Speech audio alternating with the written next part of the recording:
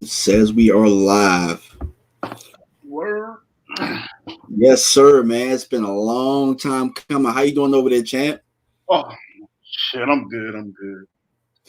Yeah, so to the public out there, I really don't have to announce you again because I got your name right there. We using the StreamYard app, and I'm pretty sure that the broadcast looks better.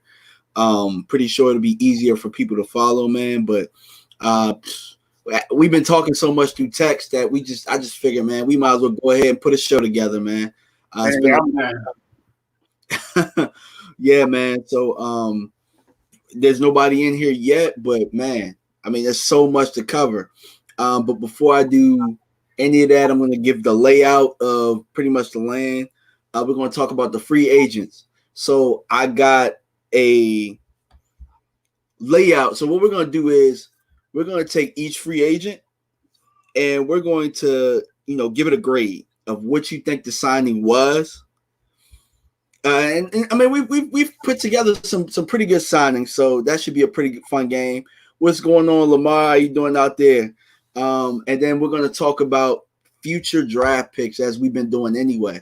And we always welcome the people coming in and chiming in and giving their opinions as well. So, without any further ado, let me, and you guys probably hear a baby in the background. That's my little boy getting it in back there.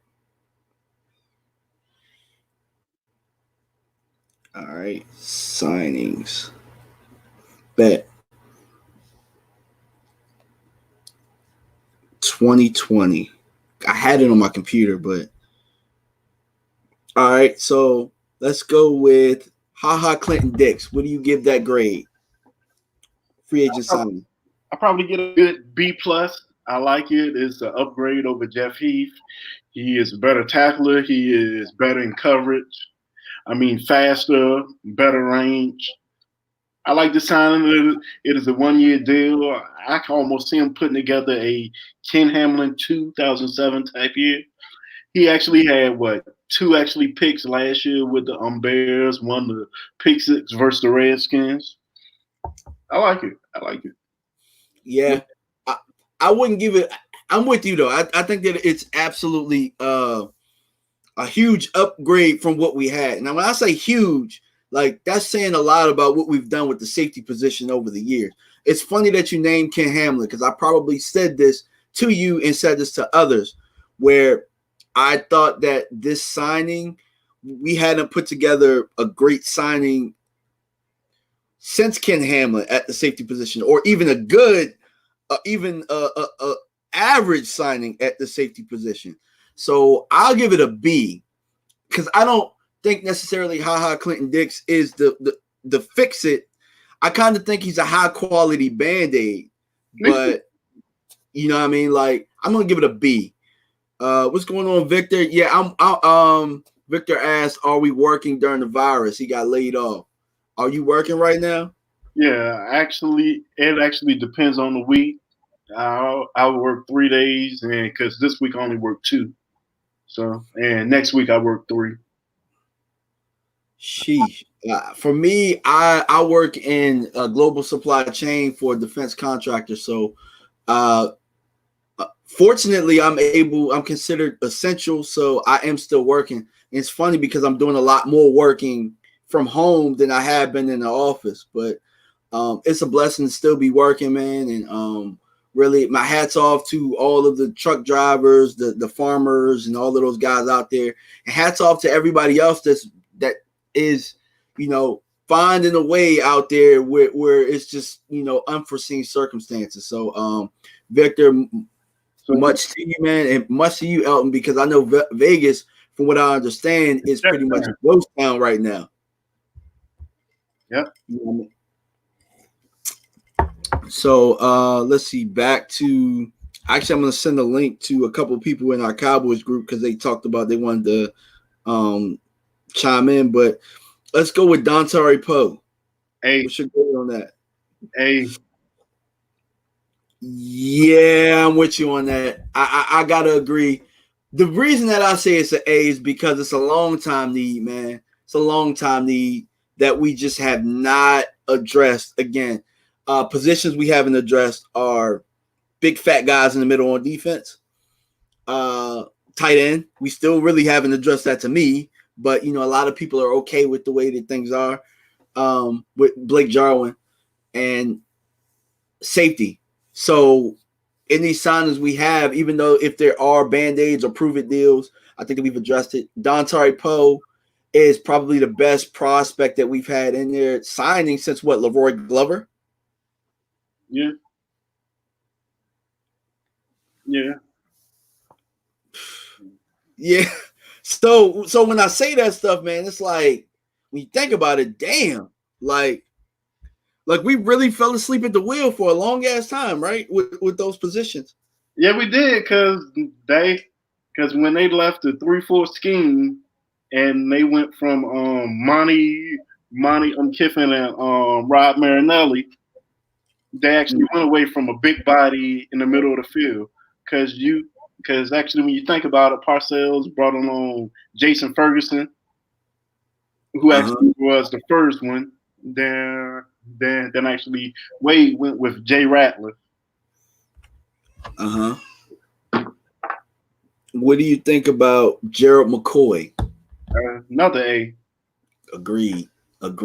So it's like, so either way we want to go with this, if we decide to go 4 down linemen, or if we decide to go hybrid, or if we decide to go 3-4, I think we've set ourselves up here for, I think that Mike McCarthy has kind of put his footprint in with the type of guys we want.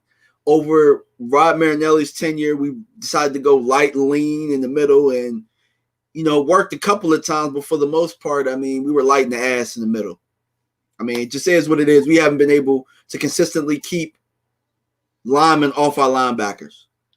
And because I like Malik Collins and I like Antoine Woods, but those are your rotation guys. They aren't your starting DTs. And in every big game, they would get tore up. Every big game. And I'm glad that you said that, because I've been saying that for a long time. We've glorified being Cowboy fans. A lot of times we drink the Kool-Aid. And whatever they put out there, we'll believe because we have so much faith. And it's blind faith. And so when a Malik Collins or, Tyrone Crawford, I'll even say Tyrone Crawford, even though he's a glue guy. A lot of those guys don't really start anywhere else. They're a rotational guy on a very good defense. And we were starting those guys. And when those guys get worn down, guess what you got after that? There was even a big gap between those guys and the next guys up. And, that's been a problem for years. And so these signings help guys like Malik Collins. Who else did you just say? Woods. Yeah. They help Woods, come in fresh and actually contribute with the little bit of snaps that they're going to get. So I'm cool with it. Oh, Collins is a Raider now, so we don't have Malik Collins. But, for the sake of our argument, like, that's what we were talking about. You know what I mean? Like, Malik Collins was a staple here for quite some time, and he never really was healthy, but it was always, we got Malik Collins. You know what I mean? So I think that with those two signings, we've been pretty good. Let's see. Greg Zuerlein. A plus. I think I was saying I would like to get Greg Zuerlein. And when they signed back fullback, I said, all right, I'm mad at that. But when I seen Zuerlein, I said, oh, okay. Okay. Now we're trying to win. Now, those guys I just named, we're trying to win. We ain't trying to keep nobody around. We ain't trying to, brother-in-law nobody. We trying to win. We ain't trying to. Look, they moved what? We've been with it for 5 years. Don't even worry about it. It don't matter what you do. You always got a spot. Anymore. No, exactly. What they do, they brought in HaHa Clinton Dix and they said, hey, X Woods, hey, buddy, we're going to move you in the box now. Like, and guess what? Now that I'm kind of cheating in what we're going to talk about in the draft, but now they put in the position where X Woods ain't safe right now, which he shouldn't be. You know, so we got Zerline. Blake Jarwin signed back, so I mean that counts. What about Blake Jarwin? I've been banging on the wall for Blake Jarwin since last offseason. Mm-hmm. And it is a lot of people crying, well, he don't block good. So I don't care. He is a threat every time he gets the ball. It doesn't matter versus who. It's a big play. Give me that. It is probably 5 or 6 tight ends that in damn NFL history who was good at both. So True. I don't care about him being a damn good blocker. I care about it, but I don't. Like for him and his role, I don't care about it. But do I want them to bring in a tight end that can block well to help us with the run game? Absolutely. If they don't feel like that's Schultz, then we need to go ahead and get one. You know what I mean? Feel like this. Zeke had more yards with Jarwin as the blocker in damn 2018 than he did in damn 2019 with Witten.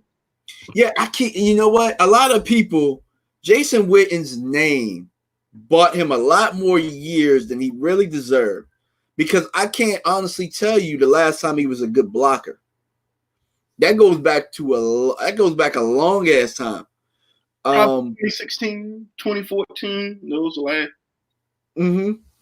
But last year, Jason Witten's ass shouldn't have been on the field. I mean, they call me a hater, but I'm just gonna tell it like it is. I love Witten, but Witten was over. Facts. And 2017. And I only say that because my favorite player of all time is Emmitt Smith. And when his time was up, what they do? They cut him.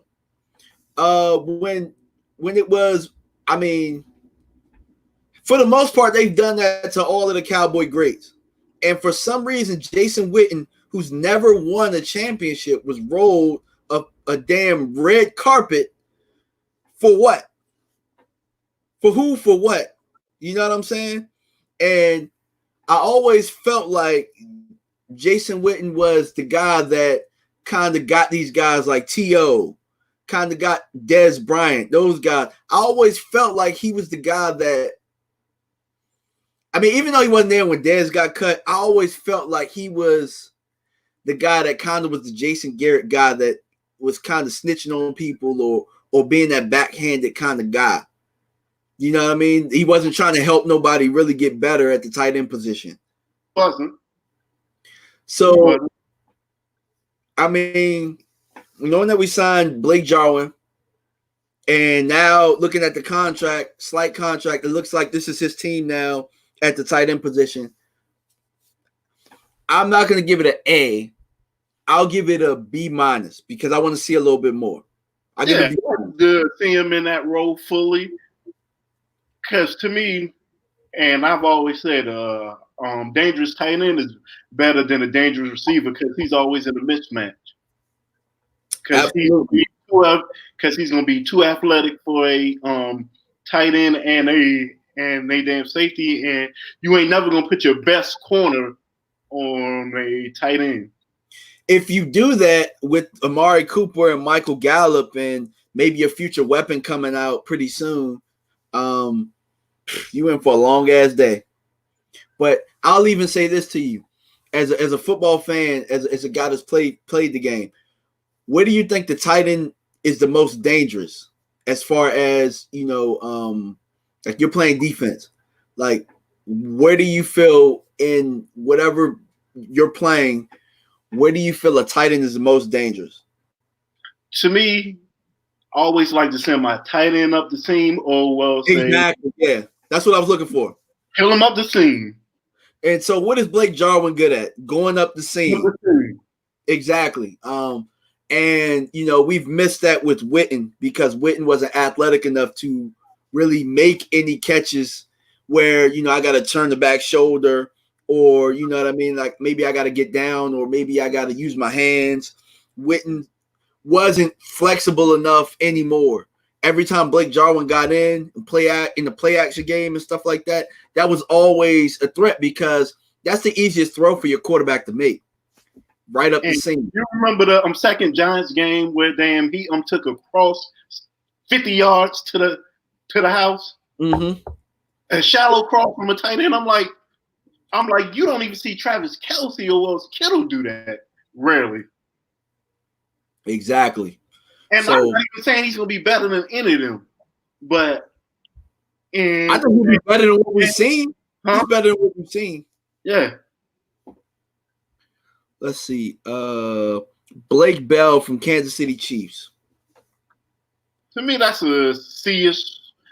They only bought him in for blocking, so I don't mind that. Based on what he's done, I give it a C-. But I mean, I look at it as either you're a camp body or you're somebody that's going to come in and we're going to get some good work out of you for cheap. So I'm okay with it. I think he can block. He's a real good blocker. So I am fine with it. Let him let that be his role. Gotcha. Okay. How do you feel about, I almost forgot, Amari Cooper? Hey, almost. I swear to God, if the Cowboys would have let Amari go, I might have been taking free agent visits. Yeah, yeah, bro.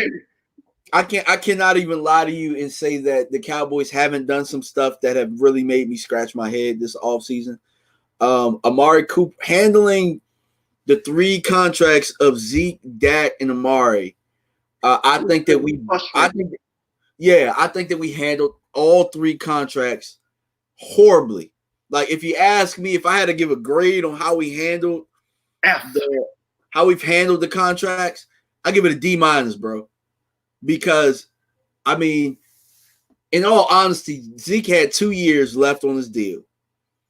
You had a quarterback coming up in a rising quarterback market. You take care of that first, because in the long run, that's going to be cheaper. They did everything ass backwards. In the inflated running back market, with Gurley doing what he signed for, you let Zeke come in and dictate what he was going to dictate. And at the end of the day, they gave in and they caved in. So with that being said, other players saw that. It wasn't even just that. Before that, DeMarcus Lawrence. Lawrence did that. And so you set a precedent. Everybody doesn't want to set a precedent with Dak at the quarterback and saying, he should get paid this much. But you set the precedent when you signed DeMarcus Lawrence. When he threatened to not have surgery. And you know what I mean? You folded your hand. You know what I'm saying? Yep, because I'm Dak. I'm not taking less. Y'all ain't giving everybody else. You ain't gonna damn stop the buck for me. Exactly. So then Zeke go to Cabo, and y'all like, well, that Tony Pollard sure looks good. Zeke like, man. All right. Yeah, exactly. I already know they ain't about it. They can act like they these shrewd businessmen. Steven can throw all the shade and all of that, all he wants to. We still gonna set the record for what a running back is making. Dak's gonna be the highest paid player when he gets his contract. So actually give him. And the bad part, they is haggling him about years. They don't even haggle him about money. They haggle him about years. But we didn't even get to that yet, because we're going to talk about Amari, which I think that the player and what he's going to do for us is A, but the signing itself, I give it a C. I'll tell you why I give it a C. I give it a C because they let the Washington Redskins, and like Lamar saying in the comments, they let the Washington Redskins dictate, or all these other teams dictate what they were going to pay. You get what I mean? Like, they let other teams dictate the market, and we ended up paying him $20 million a year. Whereas you could have taken care of Dak and Amari last year, where he's not a free agent. So when you're a free agent, obviously the market amplifies even more. And I think that they dropped the ball with Amari there. I'm glad that he's here, but again, them allowing Zeke to strong arm them made it way more expensive on the back end. To me, let's say, what is the good weather? Let's say, what if the Cardinals would have offered Amari that same deal? He might have left. I don't think Amari wanted any part of being in the Reds, being in that cold weather for the Redskins. To me, that is why I knew he wasn't going to Philly. He wanted no part of that. He wasn't going to New England. He wants no part of that. Dallas is the perfect place for him to play. But for me, I'm like, God, y'all played him $20 million a year in Dallas, where there's like where there's no income, no state income tax. Like how, like who is negotiating for you guys? Like, I mean, damn. Like we're talking about all these CPAs and all these contract people that you need. Like, you really don't need to be that smart to negotiate, apparently. They almost lost Amari because if you listen to John Jock Taylor, just as when they actually told the Cowboys, do not have this guy negotiate with me anymore if you want to keep me. So either damn Steven calls me or else I'm gone. And they had to kick one of their negotiating guys out because they had pissed Amari off just that much. Damn. All right, I'll give you another name. Joe Looney. Hey. Brilliant signing now. It wasn't at first. At first, it was probably like a B plus, but now it's an A, knowing what we know. And they probably knew something about Frederick, I would think. Even though they got Looney for pretty cheap, I think that they knew something. It's probably going to change the way that that we draft. But Joe Looney's an A right now. I like Joe Looney. Me too. Looney played as well as you could in 2018. I'm almost wondering if we should switch him to guard, because you brought up the I guess the possibility of McGovern playing center. And the way that I seen Looney pull in that game against the Redskins was something we've been missing from that guard position for quite a while. We ran the damn counter trade of Zeke, and he came around and pulled and knocked somebody's dick in the dirt. I don't know who it was for the Redskins, but it was something we hadn't been able to do, pulling to the right side for quite some time. And I mean, I enjoyed it. I love Connor Williams is my guy. You know, I love Connor Williams, but at the end of the day, I mean, he wasn't. I mean, he really, in my opinion, this is the third year, but he ain't really been getting it done like I thought he was going to be getting it done. And I always said keep him at tackle, make him a swing tackle, but you know they want to keep him at that guard position. But Joe Looney showed me he could play that guard spot, and I mean, obviously being the center, he knows the blocking protections, and I think that it's probably a good fit for him. But if they want to keep him at center, they can keep him at center. Yeah, I mean, because if we keeping it a buck, Frederick played decent last year. He made the Pro Bowl off his name. He even said that he didn't deserve to go to the Pro Bowl. He was all right. Yeah. I'm with you on that. He was okay. I don't think he was great. And the fact that he retired, I mean, lets you know. He even said it. He damn couldn't play how he wanted to play. Yeah. So, and who knows, man? Maybe one day he comes back. But I mean, you know, maybe. I mean, because they actually still got his contract for the next 3-4 years. So he'll probably get bored. Probably this year, next year. So I mean, but I'm not mad at him for retiring. If he don't feel like. Yeah, so, but I will tell you this. Having Joe Looney and signing him makes it so that having a guard or a center is not our first round priority, which is great for us because we can actually focus on something else besides drafting another lineman. You know what I'm saying? Because, I mean, while we're not bad at drafting linemen, we got to focus on something else, man. I mean, we've spent a lot of resources on the line right now to really – it come down to, at this point, if we're spending all these resources there, man, like, who you got coaching? Like, I mean, at this point, maybe it's maybe it's the coaching, because I don't see any other teams putting that much resource on the line and not having the best product. And I can honestly say I don't believe we're the best line anymore. Not at all. I think we haven't been the best line for quite some time. I agree. Let's see. How do you feel about the Dak franchising? To me, it was a dumbass move. It should have never got to that point. Agreed. But that's the Cowboys being the Cowboys. I'm like, okay. Because honestly, they are betting on him to fail with the franchise tag. You like, okay. Because if he goes, because say we go 11-5, 12-4, maybe lose an NFC Championship game. You're like, okay. Is that going to be enough to give him the big deal? True. What are they probably going to say? Show us one more year, see if you can win us the Super Bowl. I'm with Snoop when he said, man, they've been getting by with paying him little boy money for a long ass time. Now it's time for them to pay him grown man money.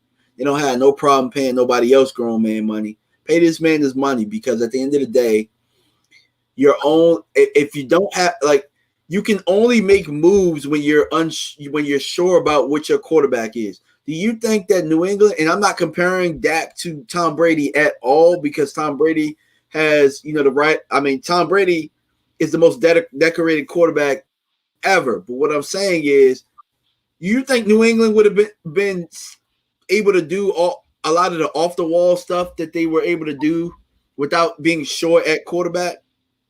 The best teams, when they're short at the quarterback position, whether it's a good guy or not, they can go ahead and do some of the things to their roster. That makes the roster better around you. You know what I mean? Like, New England can go trade a guy and get 2 or 3 picks for him, because the quarterback is in place.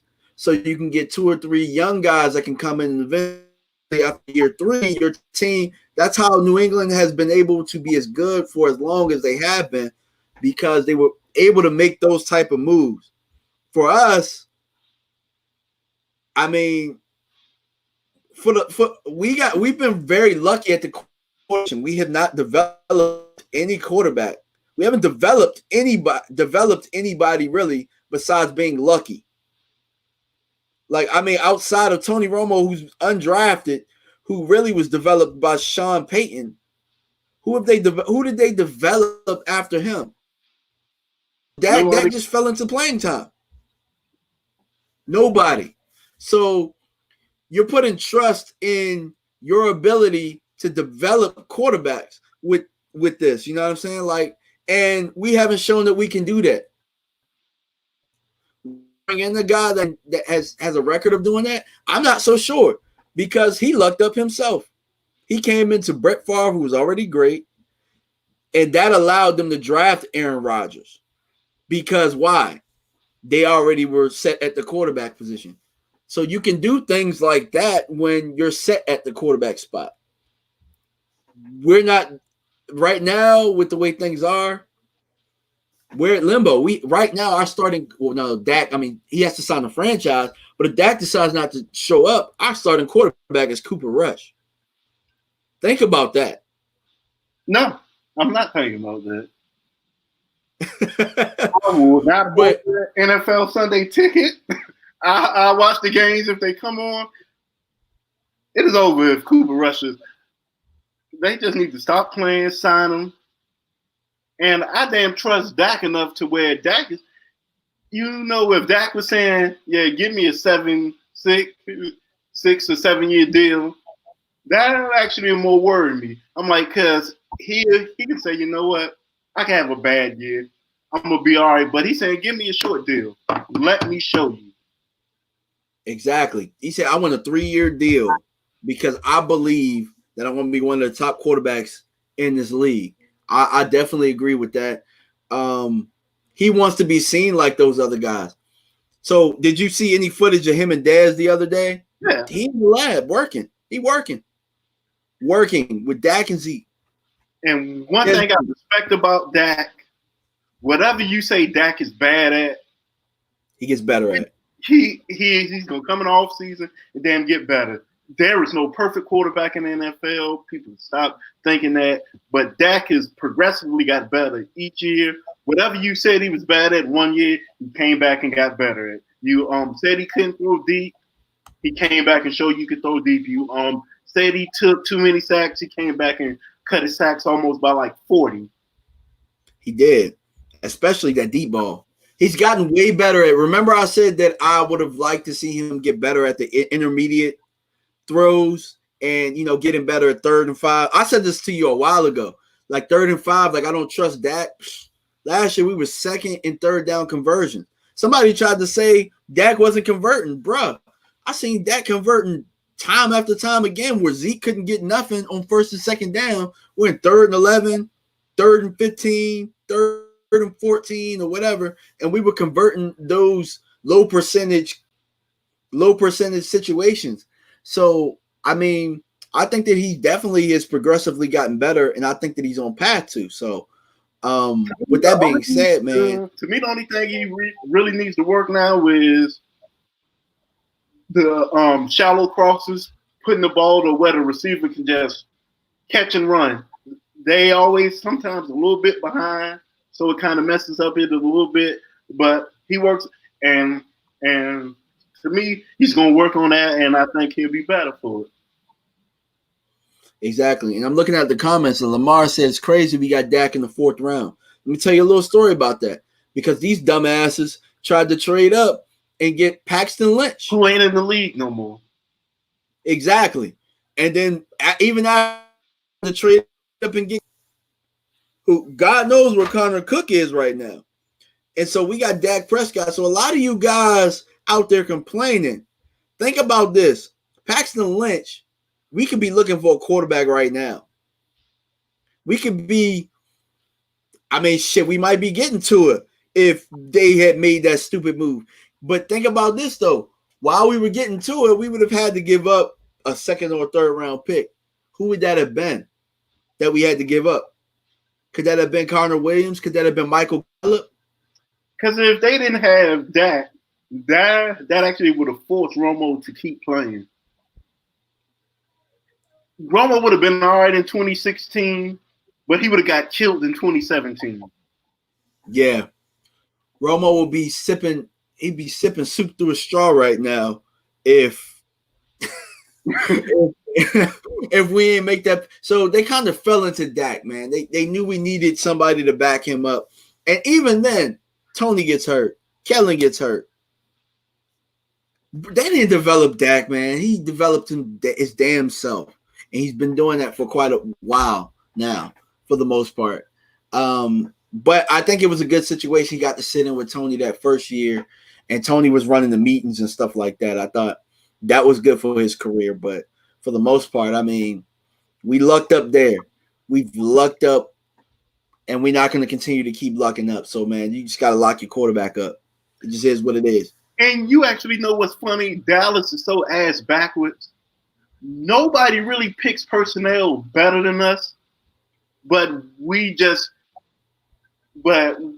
actually neglect shit like coaching.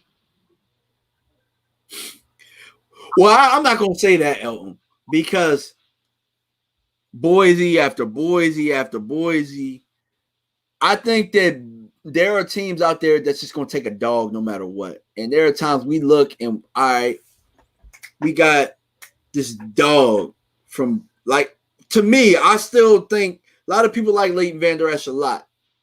Cool. I still was picking Evans over him. And who knows what Evans would have turned into over here. Over in Tennessee, he's over there playing pretty well. He's healthy. We decided to get the neck problem guy from Boise over the dog from Alabama. That's a problem to me. And we've been making those decisions for quite a bit of time. Because which is going to affect the draft, because they probably picking a linebacker at 17. Why? Because they are scared this time next year we going to get that tweet. Breaking news. Cowboys linebacker Leighton Vander Esch is going to retire. Retired. Yeah, and I don't care. They are dead scared of that. They can, oh yeah, he's fine. They don't believe that. They don't. Damn, you just put that idea in my head. Now I got to look at linebackers at 17, which brings me to a segue. Which brings me to a segue, man. Who have you been keeping your eyes on for us to possibly get in the first round? We'll dive into some other rounds later on, but we're going to go first round today. Honestly,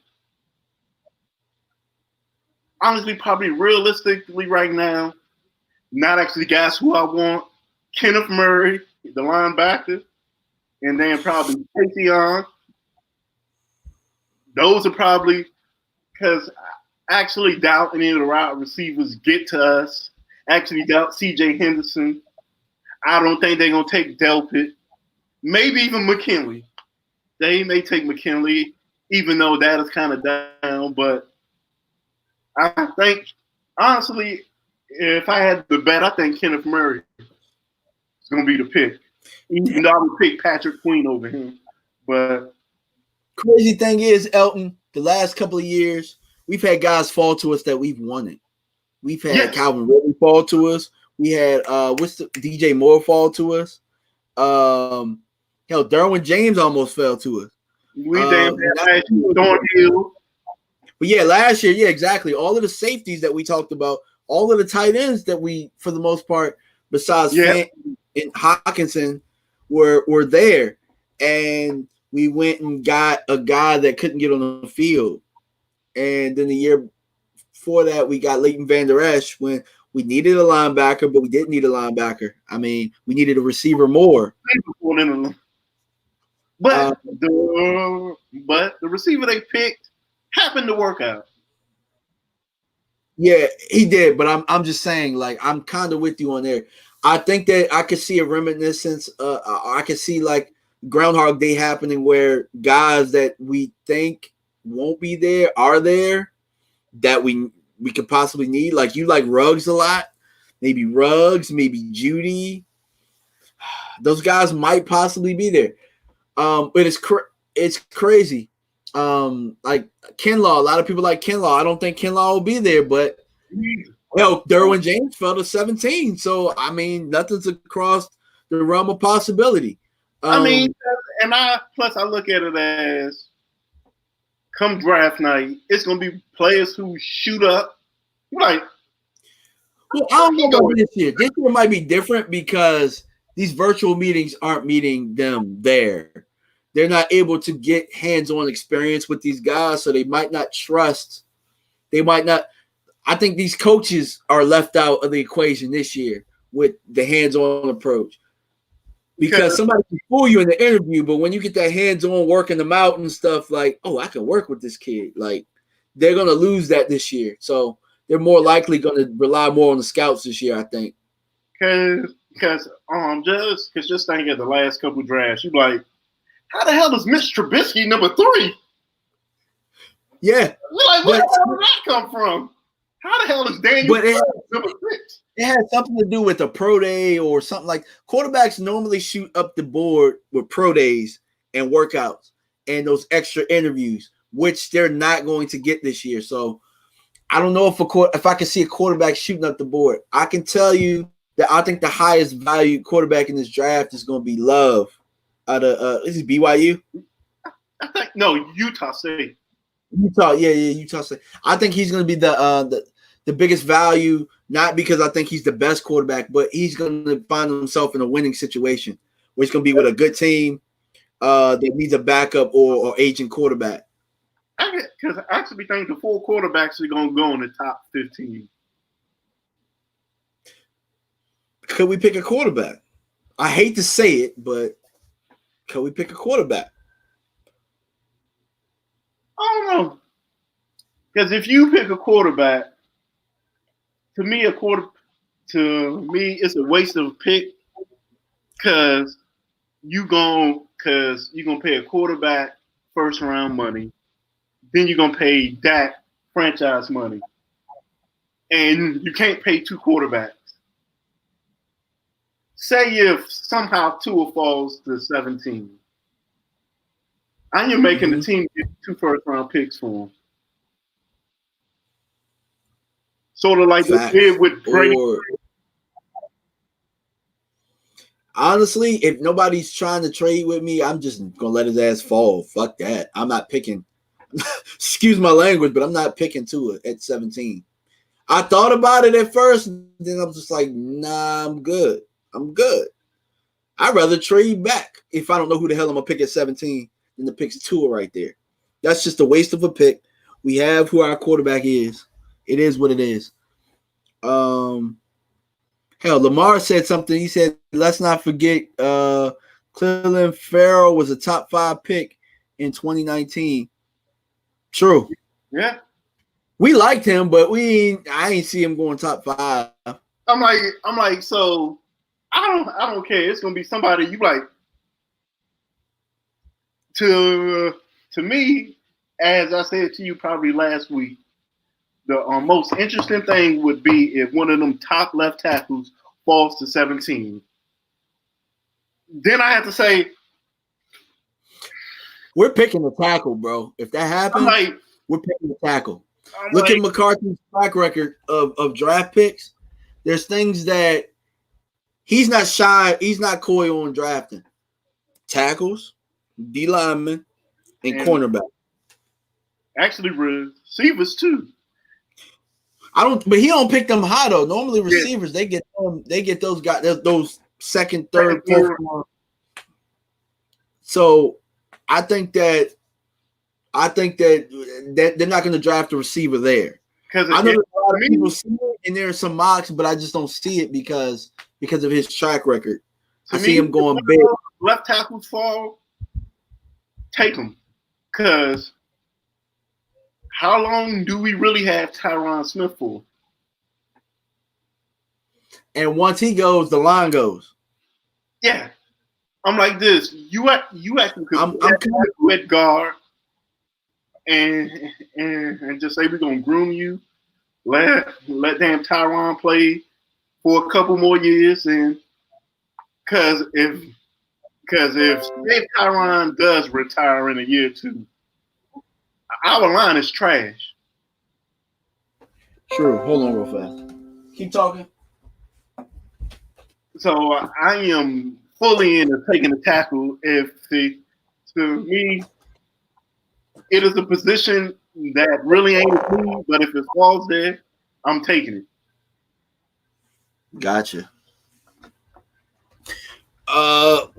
Positions that I think we should look at. I wasn't thinking about the tackle before you said it, but I'm thinking defensive line. I'm thinking, first, I'm thinking for what value there is, I'm thinking safety first.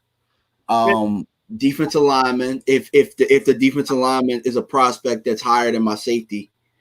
And then I'm thinking corner and then receiver.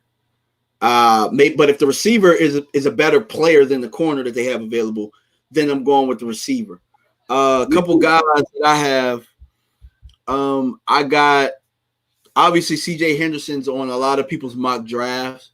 He's okay to me. I don't think that he's better than Fulton. I like Fulton out of LSU a little bit better, but CJ Henderson's there. I don't like the way Florida's DBs transition to the league. That is just me. Because other than Joe Hayden, they haven't really transitioned well into the league. Well, Chauncey Gardner-Johnson transitioned pretty well last year for the Saints. Yeah. He was another guy we could have got, but he's okay. He's solid. Then they got the safety, May. He's okay. He's not bad. But we would never draft no guys like that.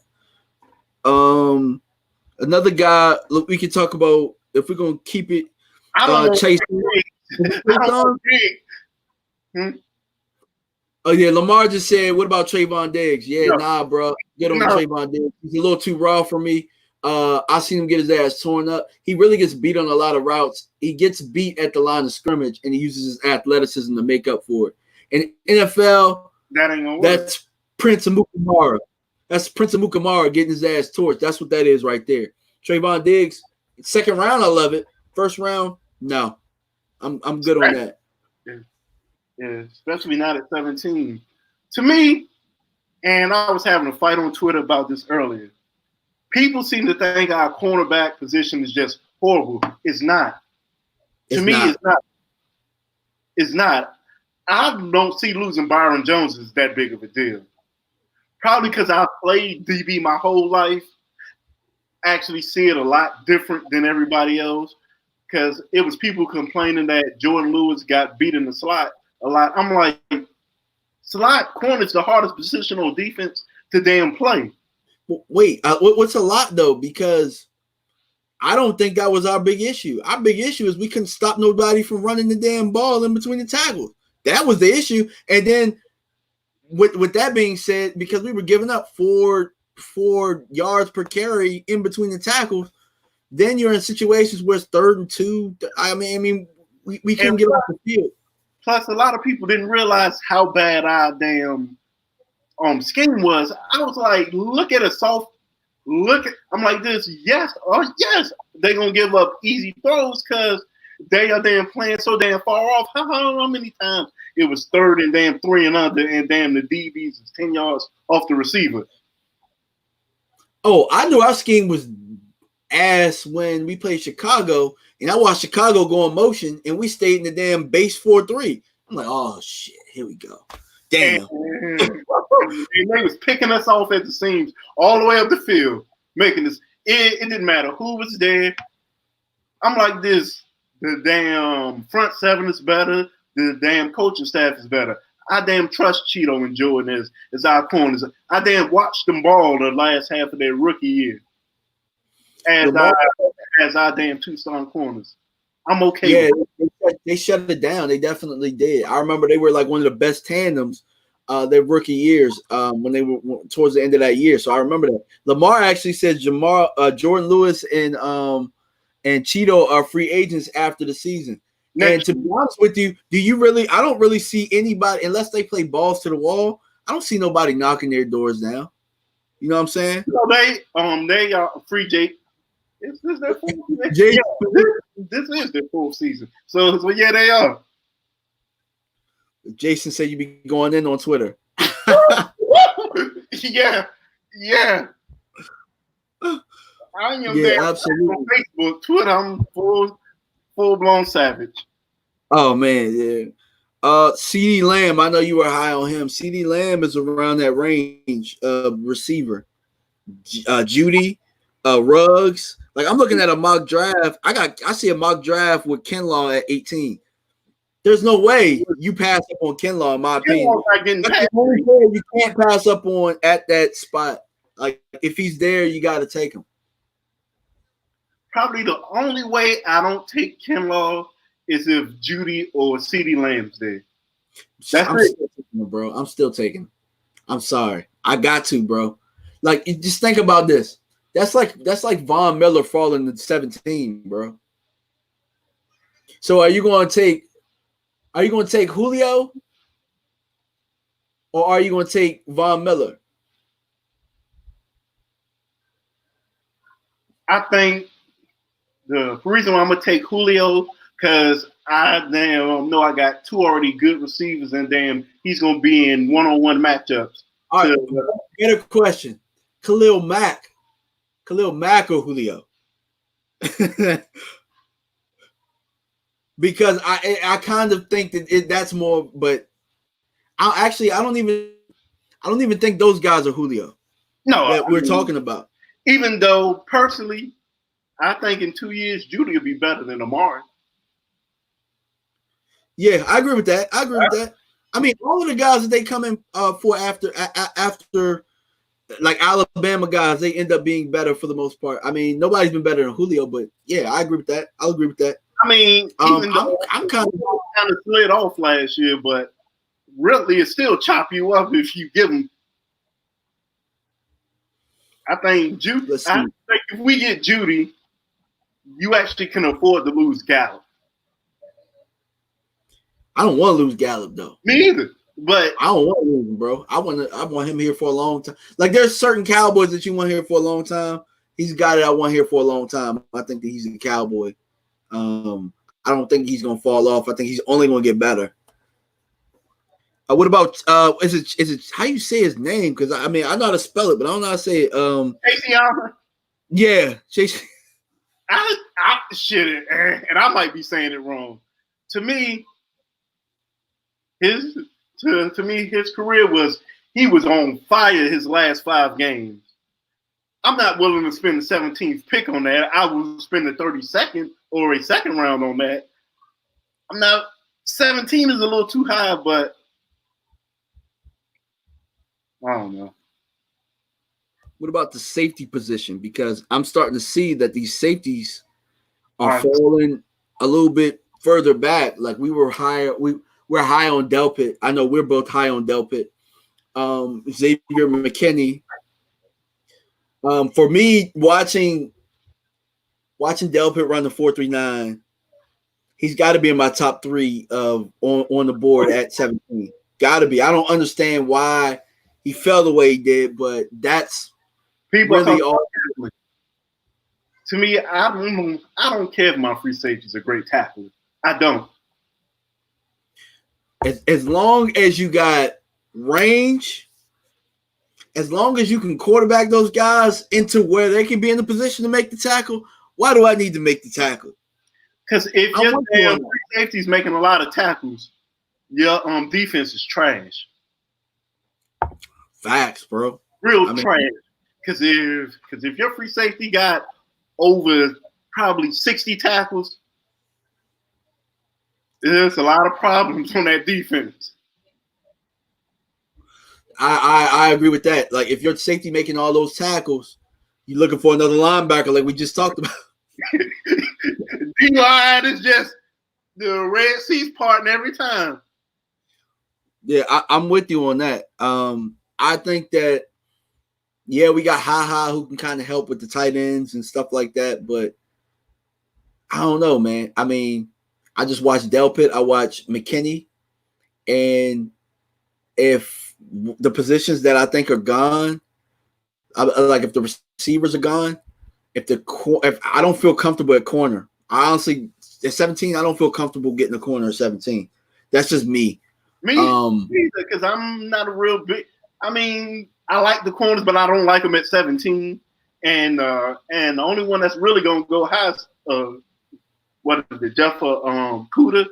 But you don't like him, so yeah, he's okay. I mean, I don't like him that high. I don't think he. To me, I don't really like corners that high. I mean, yeah, Jalen Ramsey, but only because I thought Jalen was a safety. You know what I'm saying? I thought Jalen was a safety. They kept him at corner. I thought Jalen could change the landscape of our defense. And he's still a really good player, but having a really good corner today isn't the same as having a very good corner when Dion and them were playing. You get what I mean? Yeah, because the rules are totally against. There is no corner in the NFL. Yeah, or rules don't allow that. Or for the most part, when Dion and those guys were playing, running, like the running back was important. Like if you didn't have 1,000-yard rusher, like that was like having a quarterback that didn't throw for 3,000 yards today. Like it was just unheard of. Like everybody had a running back. So if you had a cornerback that could just shut down the best receiver, then that just makes the game plan easier. It's not that easy today. Offensive coordinators with the rules have gotten really crafty in how they move guys around, and corner just doesn't have the same value. Yes, you need corners, but teams have been able to get away with longer guys at the position with long arms, taller guys that they don't have to draft as high. Because give me a Marcus Peters. Yes, I said that. But I'm like this. But damn, give me them 3 pick sixes a year. I will damn take them 3 pick sixes. Because I brought this up, like the 2 corners in their draft was Trey Waynes and Marcus Peters, and I clearly thought Peters was the better corner of the 2, and I've been proven right. if you don't believe me, you can go back and look at a video I did. I think it was like 2016, 2015. Oh yeah, I was on the Marcus Peters bandwagon. I was like, please let him flip to us. Then Yeah, we got Byron Jones.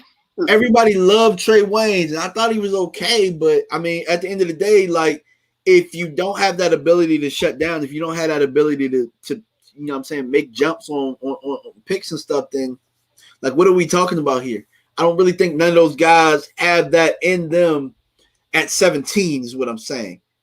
So when we're talking safety, I think Grant Delpit is better than any corner that we're talking about. Period. And I think safety is more important. I think it is too, because we got Xavier Woods, Grant Delpit, and Xavier McKinney right now are better than Xavier Woods. And when you're able to do that, then Xavier Woods becomes a special teams guy. And then if one of those guys gets hurt, then you got him. That's how you make your roster better. You don't just say we're straight because we got Xavier Woods. Xavier Woods wouldn't start for 2/3 of the league, bro. I mean, I'm just going to keep it 100. See, who could he start for? Washington. He would start for the bad teams, bro. Barely Washington, because they got Landon Collins, so he's not going to take his spot. Maybe the Giants. But he not better than my boy Antoine Bethea over there. And Antoine old, but he ain't better than him. Well, yeah, it's really hard to. Yeah, I'm. That's what I'm saying. So how can we say like we're? I mean, I'm with you. I think we're better at the corner position right now, currently, than we are at the safety. To me, I'm like, don't reach because you think you need it. I agree. Because if they draft C.J. Henderson, would I be mad at it? No, but I don't think C.J. Henderson makes our defense better. If we draft C.J. Henderson, we left a lot of meat on the bone. I mean, we passed up on somebody that could have been way more valuable. I'm going to tell you that because there ain't 16 picks like to where we wouldn't found somebody that could have been a better player for us. I mean, I'm just being completely honest. I mean, because obviously we're probably not going to look at a lineman, but I mean, there's maybe like 2 or 3 left tackles that might go before we pick. Obviously, there's going to be 2 quarterbacks. Probably at a minimum might go. Probably at worst 3, because I think Love's going to hit the top 10, and Herbert's probably going to sneak in there too. So. Yeah, so if you're getting C.J. Henderson, that means you're drafting him over some really good players, bro. And I just can't see drafting C.J. Henderson over Chase Song or Kinlaw or I don't know. There's a lot more players. I would almost if C.J. Henderson is my best player available, I'm trading my ass back, bro. Keep it 100. I'm trading back. I'll take homeboy from Iowa and trade back and get a pick because that's probably what they're gonna do anyway. AJ, they like Zach Bond too, from Wisconsin. They like him a lot. Lamar asked the question: Lynn Bowden Jr. or Jalen Reagor? I like Reagor. Let me see. I don't know if I seen Lynn Bowden Jr. I did see Reagor, and he's all right. I mean, but again, I think that if we draft him if they're at 17, then we're reaching. I don't think they would draft a receiver at 17 not named Julie Lamb or Ruggs. I'm looking at this mock, and they got Reagor and Justin Jefferson. All right. They got them in the first round. Shit, I already told you who I want. I'm hoping he smoked pot or something. I want T. Higgins. Pot don't mean nothing no more. He gonna have to do some crack.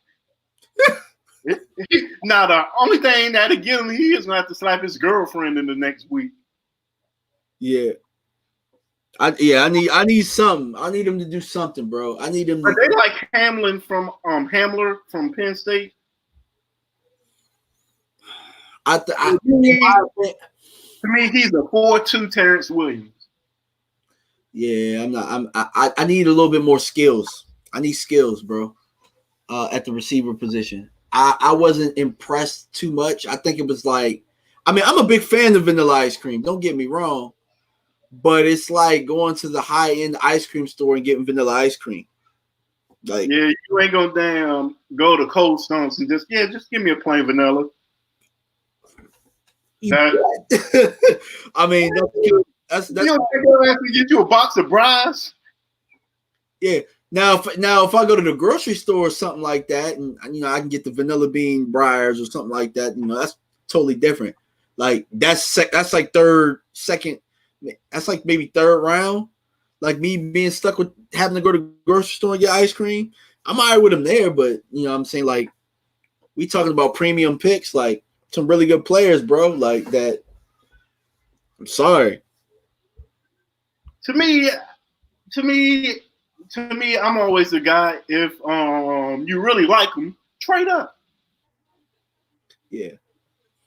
Lamar. I mean, because if you look at it, whoever we draft usually fourth round never makes the roster anyway. True. Lamar was just saying he was looking at those guys in the later rounds. Yeah, I know. The thing is, I'm looking at a mock that has Rager in the first round, not too far from where we picked. So that's why I said that. I haven't gotten a Bowden Jr. yet, so I don't know anything about him. Michael Pittman Jr. from USC, CT Cowboys asked about him. Again, to me, that's like vanilla ice cream at the, you know what I'm saying? Yeah, it's just third or fourth round pick. Yeah, I'm not too high on Mike. I know that the Cowboys they interviewed him, so they might like him. I don't know. Like I told you, man, I really don't know what our scouting department really be looking at, because T. Higgins is better than all these dudes. Like, it's not even close. I don't know what they're looking at.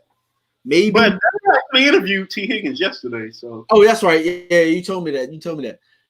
And they need to consider his ass.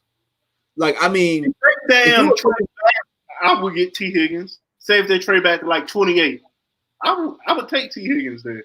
Because I was watching him on tape that one night. We was texting back and forth. I'm like, good God, who is this kid? He's 6'4", run good routes, good hands, go up and get the jump ball. Like, you can move him.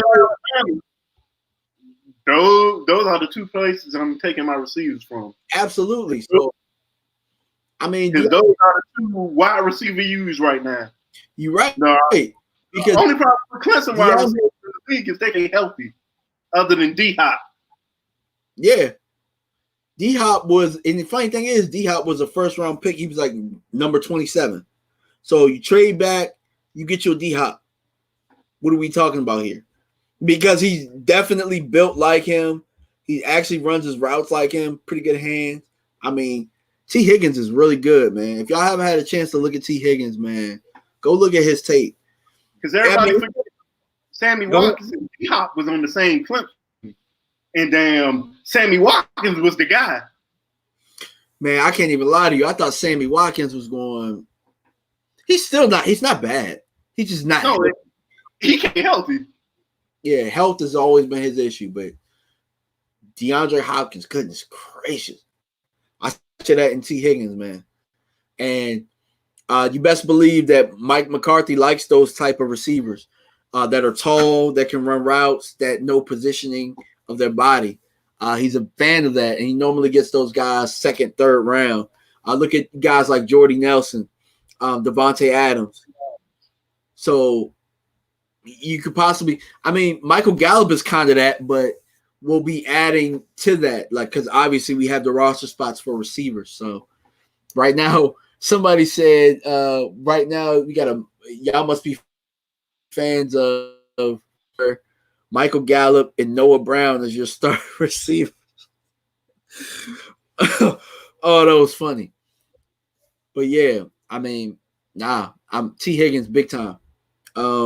Let's see who are Espinosa. Let's talk about him because we talked about that being a high possibility of us trading back and getting him. How do you feel about him? I like his motor. He is versatile. He almost reminds me of TJ Watt. Watching him play.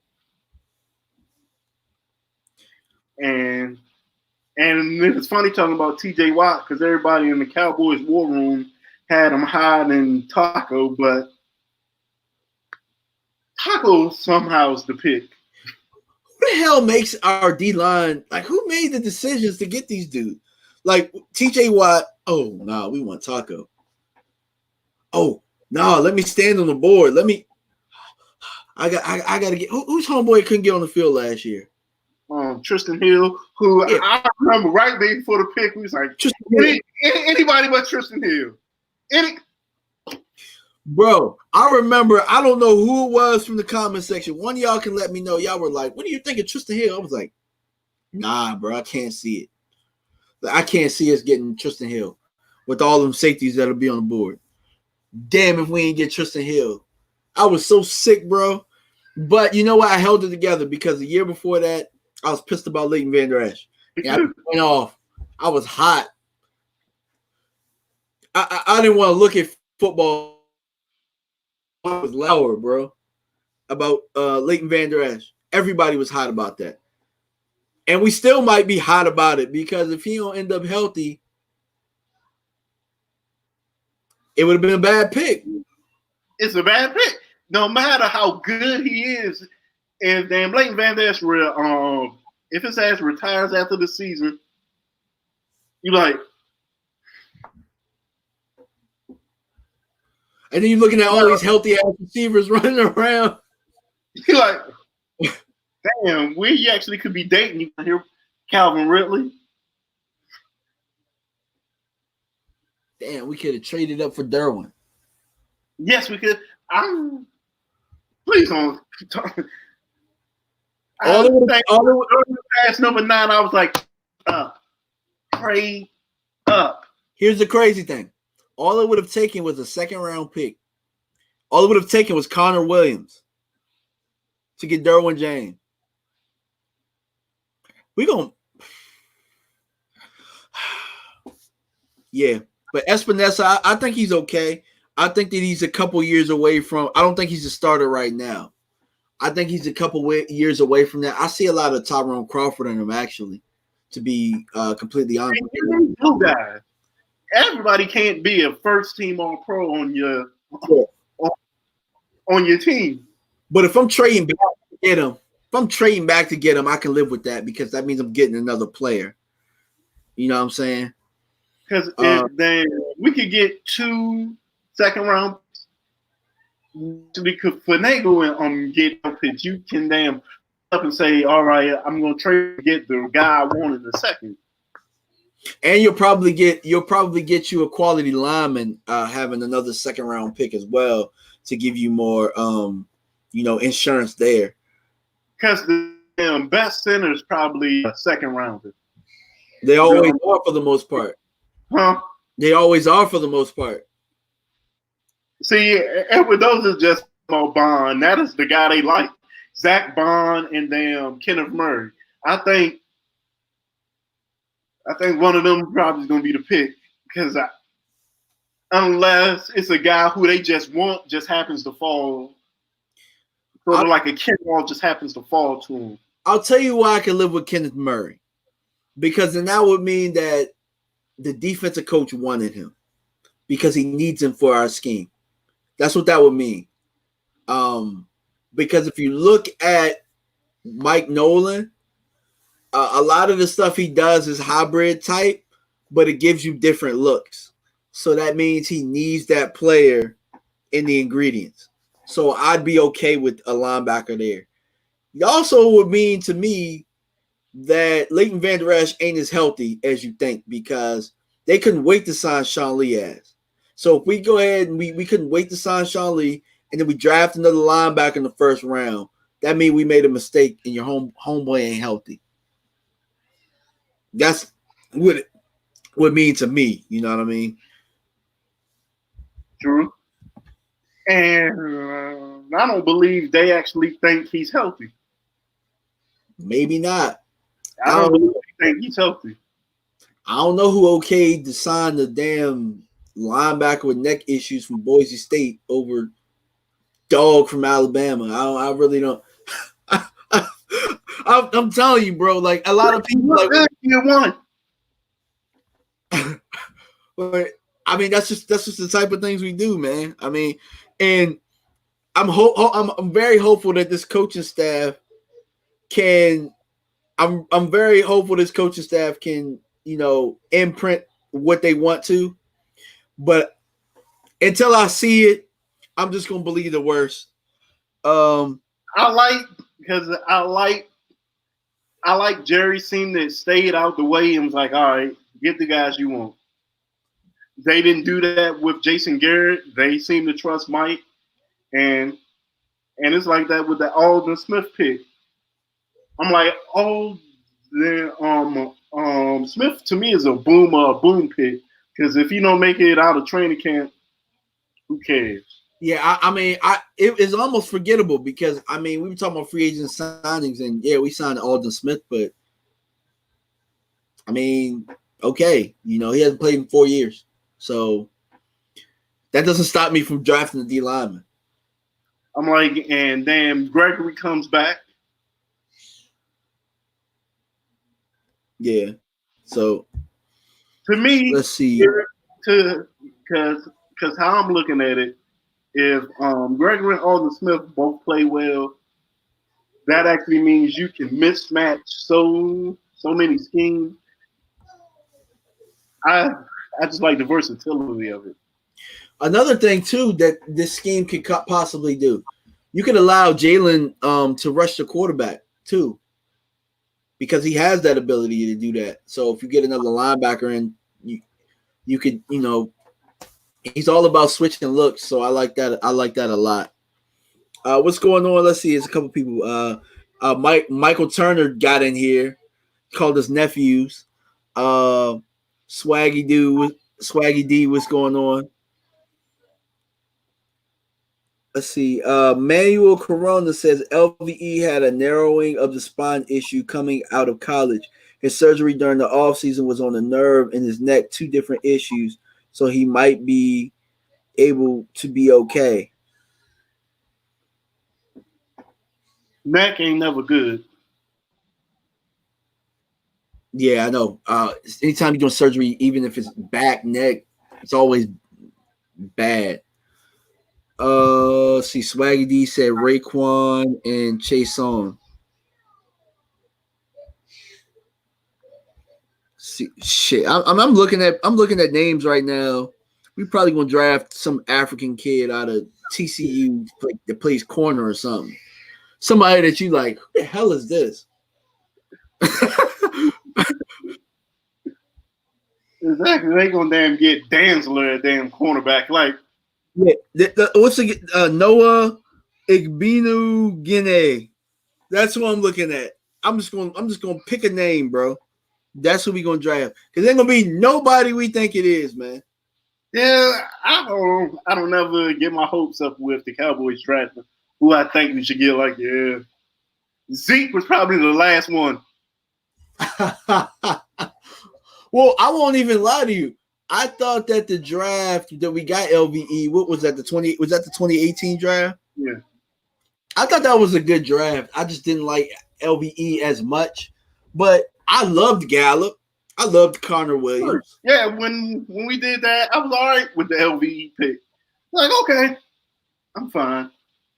Last year, I was like, this is trash. We'll find out that Armstrong, I think, will be pretty good for us. I think he'll be a pretty good spell guy. He might start this year. Who knows? He was in that draft. But I mean, he can't run a 4.4. Huh? I said because Armstrong run a 4.4. He said it just can't stay healthy. Well, in Kansas they ran the 3.4. So this hybrid scheme or the 3.4, if we decide to go to it, will fit them a lot more than what we were doing. So I think that he's probably going to be a pleasant surprise this year. Let's see. I think we pretty much covered all of the names that we were kind of thinking for the most part in the first round. Maybe we'll go to the second round next. We'll go to the second round the next time. But before we leave, man, is there anything you want to say to the people, man? Shit, everything feels good to be back. I damn hope everybody's safe out there in this horrible time. Hopefully it's over sooner rather than later. Yeah, absolutely. We got to do, in my opinion, I think we should do 2 of these a week, man. Maybe you do one on your channel, I'll jump on, then you jump on one of mine, and then we pretty much we swap it, and then you know what I mean, people come in and hear some good draft talk, hear some good Cowboys talk, because we have so much good conversation that it needs to be out there for other people to join in as well. Yeah, true. Yes. Yeah, so probably if we do it off mine, because you got more people. I need more followers. But yeah, I mean, we'll figure it out, man. Make sure y'all follow my man Elton. You see his name right there. This makes it much easier. So Elton, how do you say your last name? Because I don't want Costin. Elton Costin. Make sure you follow him. He does videos. My man is a mastermind when it comes to this Cowboy stuff, man. And he's just as dedicated as any other Cowboys YouTuber or Cowboy fan that I've ever known. So make sure you follow his channel. And, make sure you follow me on Twitter. You're going to get some off the wall shit. What's your Twitter name, man? What is it? What is my Twitter name? At DC2423. Yep. Yep, I am. Yeah, I am raw and uncut on Twitter. Yeah, so I if you guys go to his Twitter right now, you got to see. Look, his number one choice. It changed with mine yesterday. It's Grant Delpit. That's who my man ran a 4.39. I said, I'm sold. Yeah, so that is a eraser. He is going to erase your problems back there. Yeah, Mike talking about got to invite a guy who always arguing with. We don't care about the sorry ass Bears, man. Even though y'all whooped us, we don't care about who the Bears should pick up. Love. Who the Bears quarterback? Nick Foles. Ain't it Nick Foles? Oh damn. Well, they had a chance to be great, but Chicago's racist. So, I'm just messing with them. But yeah, make sure you guys tune in. I'll let you know when the next show is. We're gonna try and do 2 of these a week, man. And keep you guys updated on the draft. And you guys shoot us some stuff too, some players that you're thinking about. You can email me at dmvdallascowboys@gmail.com. Or you can comment your email address here, and I'll make sure to hit you up. You can follow me on Twitter at DMV Dallas Cowboy. And you guys have my channel, so make sure you like, subscribe, and hit that bell each time I come out with content. All right, guys. Peace out. Yep.